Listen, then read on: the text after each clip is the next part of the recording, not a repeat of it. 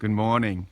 I brought Psalm 19 along with me on my morning walk this morning, and I'd like to share some thoughts from this psalm with you as I stand out here in these beautiful fields on this nice cool spring morning. David wrote for the choir director a psalm of David, and mentioning the choir director reminds me that the great truths of the Christian faith aren't just intellectual truths. They are deep and moving. They are the type of things that we sing about, which is why David says that these are for the choir director. And then he says, the heavens declare the glory of God, and the expanse proclaims the work of his hands.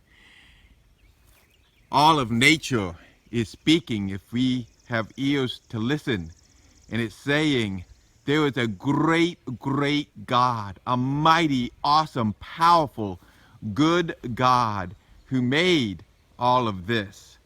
It goes on to say, day after day they pour out speech, night after night they communicate knowledge. There is no speech, there are no words, their voice is not heard. They're not speaking in words to us, but they're speaking through the beauty of what's been made. Verse 4, their message has gone out to the whole earth, and their words to the ends of the world. In the heavens he has pitched a tent for the sun, reminding us again of how great our God is. And continuing in verse 5, it is like a bridegroom coming from his home. It rejoices like an athlete running a course. It rises from one end of the heavens and circles to their other end. Nothing is hidden from its heat. Then, in verse 7, the instruction of the Lord is perfect, renewing one's life. The testimony of the Lord is trustworthy, making the inexperienced wise. The precepts of the Lord are right, making his heart glad. The command of the Lord is radiant, making the eyes light up. The fear of the Lord is pure, enduring forever. The ordinances of the Lord are reliable and altogether righteous. Hey, Sadie. They are more desirable than gold, than an abundance of pure gold, and sweeter than honey dripping from a honeycomb. In addition, your servant is warned by them, and in keeping them there is an abundant reward. Who perceives his unintentional sins?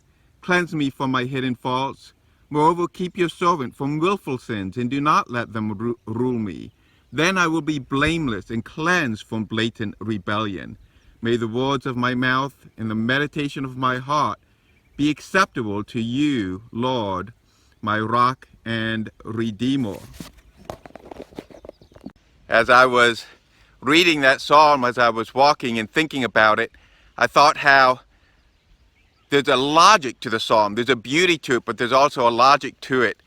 It begins by talking about how nature tells us that we have a great, awesome, mighty, powerful, a very, very wise creator. And then the next part of the psalm tells us that the great creator that made the sky and the sun and the world that we live in, he has told us how to live.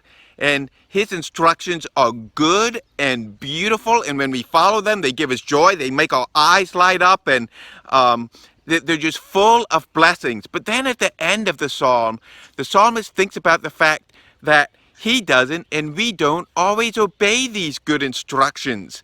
And so he cries out for two things. He cries out for forgiveness for all the times that he disobeyed God, the times that he's unknowingly disobeyed God because we don't always remember or know or understand God's will fully, and the times that he has blatantly knowingly disobeyed God. So he prays for forgiveness, and I'm so thankful that forgiveness is available through Jesus Christ.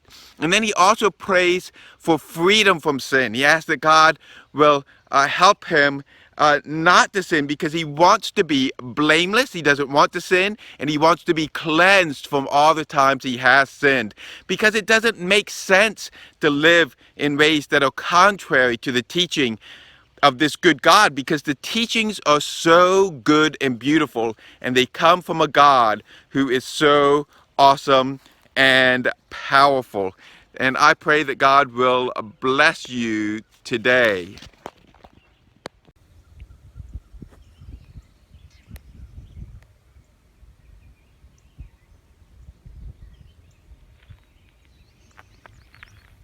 You gonna go get the rabbit? Go get it.